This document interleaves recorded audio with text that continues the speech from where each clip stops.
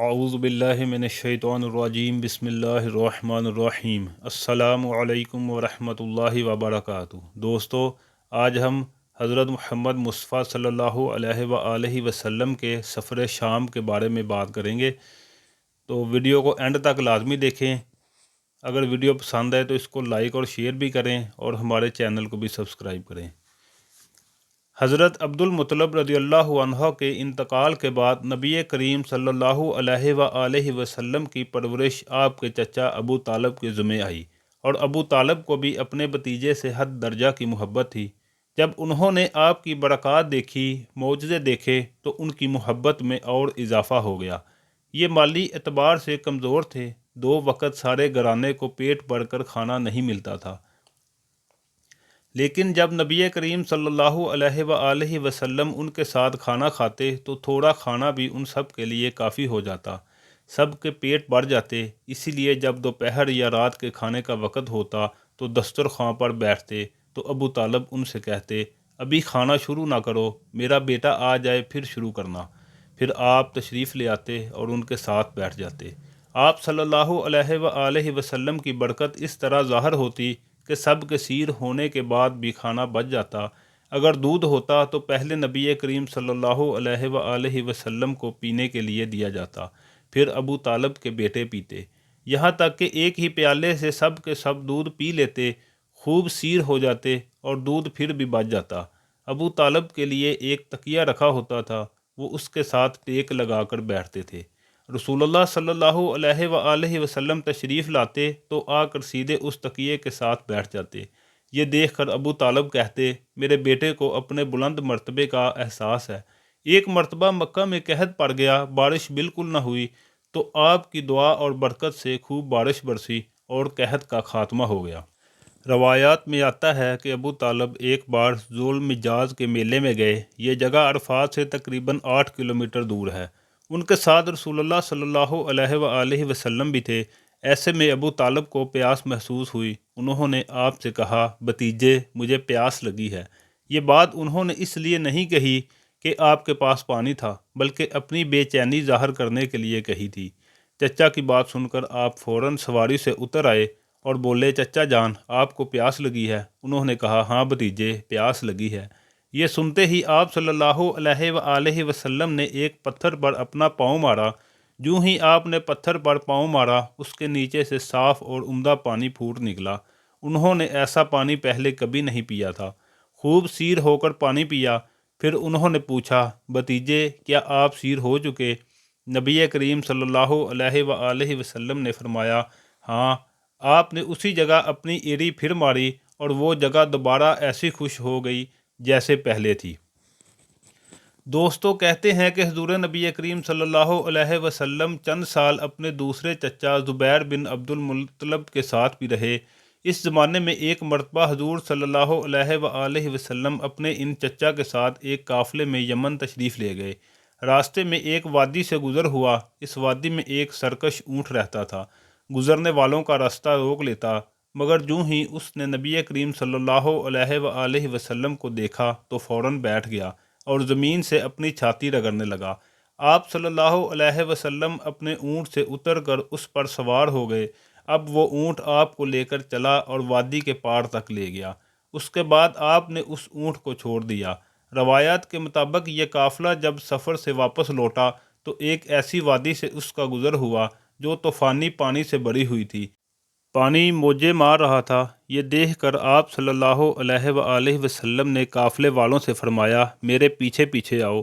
پھر آپ اطمینان سے وادی میں داخل ہو گئے۔ باقی لوگ بھی آپ صلی اللہ علیہ وسلم کے پیچھے تھے۔ اللہ تعالیٰ نے اپنی قدرت سے پانی خشک کر دیا اور آپ پورے قافلے کو لیے پار ہو گئے۔ قافلہ مکہ پہنچا تو لوگوں نے یہ حیرت ناک واقعات بیان کیے۔ لوگ سن کر بول اٹھے، اس لڑکے کی کچھ تو شان ہی نرالی ہے۔ ابن ہشام لکھتے ہیں، ابو لہب کا ایک شخص بہت بڑا قیافہ شناس تھا، یعنی لوگوں کی شکل و صورت دیکھ کر ان کے حالات اور مستقبل کے بارے میں اندازہ لگایا کرتا تھا۔ مکہ آتا تو لوگ اپنے بچوں کو اس کے پاس لاتے اور وہ انہیں دیکھ دیکھ کر ان کے بارے میں بتاتا۔ ایک بار یہ آیا تو ابو طالب آپ صلی اللہ علیہ وسلم کو بھی اس کے پاس لے گئے اور اس وقت آپ ابھی نو عمر لڑکے ہی تھے۔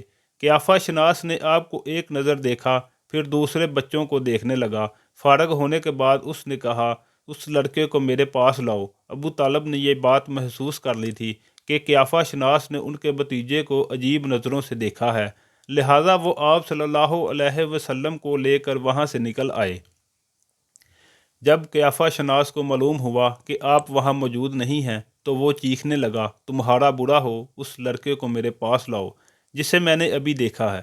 اللہ کی قسم وہ بڑی شان والا ہے۔ کہتے ہیں کہ ابو طالب نے نکلتے ہوئے اس کے یہ الفاظ سن لیے تھے۔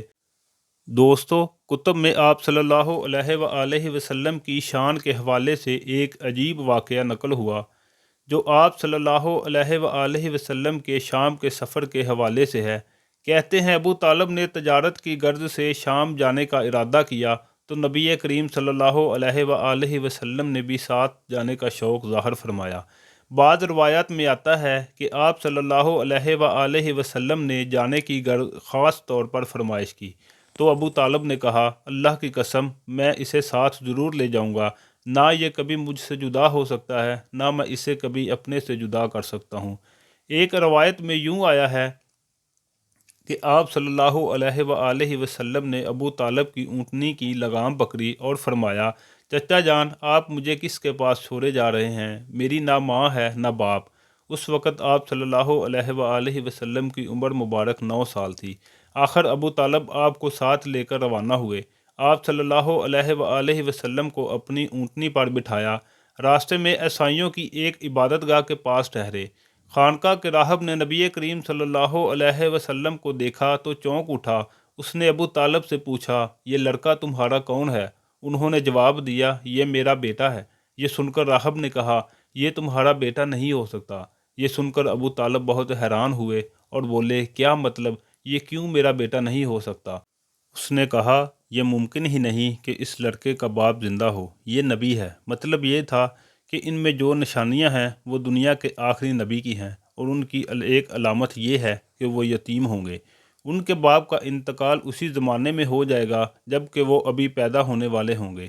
اس لڑکے میں آنے والے نبی کی تمام علامات موجود ہیں۔ ان کی ایک نشانی یہ ہے کہ بچپن میں ان کی والدہ کا بھی انتقال ہو جائے گا۔ ابو طالب نے اس راہب سے پوچھا، نبی کیا ہوتا ہے؟ راہب نے کہا، نبی وہ ہوتا ہے جس کے پاس آسمان سے خبریں آتی ہیں اور پھر وہ زمین والوں کو ان کی اطلاع دیتا ہے۔ تم یہودیوں سے اس لڑکے کی حفاظت کرنا۔ کہتے ہیں کہ اس کے بعد ابو طالب وہاں سے روانہ ہو گئے۔ راستے میں ایک اور راہب کے پاس ٹھہرے۔ یہ بھی ایک خانقاہ کا عابد تھا۔ اس کی نظر بھی نبی کریم صلی اللہ علیہ وسلم پر پڑی تو یہی پوچھا، یہ لڑکا تمہارا کیا لگتا ہے؟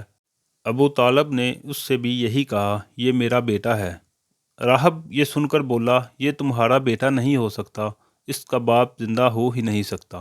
ابو طالب نے پوچھا، وہ کیوں؟ راہب نے جواب میں کہا، اس لیے کہ اس کا چہرہ نبی کا چہرہ ہے، اس کی آنکھیں ایک نبی کی آنکھیں ہیں، یعنی اس نبی جیسی جو آخری امت کے لیے بھیجے جانے والے ہیں۔ ان کی علامات پرانی آسمانی کتابوں میں موجود ہے۔ دوستو، روایات کے مطابق یہ قافلہ یہاں سے بھی روانہ ہو کر بصرہ پہنچا۔ یہاں بحیرہ نام کا ایک راہب اپنی خانقاہ میں رہتا تھا۔ اس کا اصل نام جرجیس تھا، بحیرہ اس کا لقب تھا۔ وہ بہت زبردست عالم تھا۔ حضرت عیسیٰ علیہ السلام کے زمانے سے اس خانقاہ کا راہب نسل در نسل یہ عالم فاضل خاندان ہی چلا آ رہا تھا۔ اس طرح اس زمانے میں ان کا سب سے بڑا عالم بحیرہ ہی تھا۔ قریش کے لوگ اکثر بحیرہ کے پاس سے گزر کرتے تھے، مگر اس نے کبھی ان سے کوئی بات نہیں کی۔ مگر اس بار اس نے قافلے میں آپ صلی اللہ علیہ وآلہ وسلم کو دیکھ لیا تو پورے قافلے کے لیے کھانا تیار کروایا۔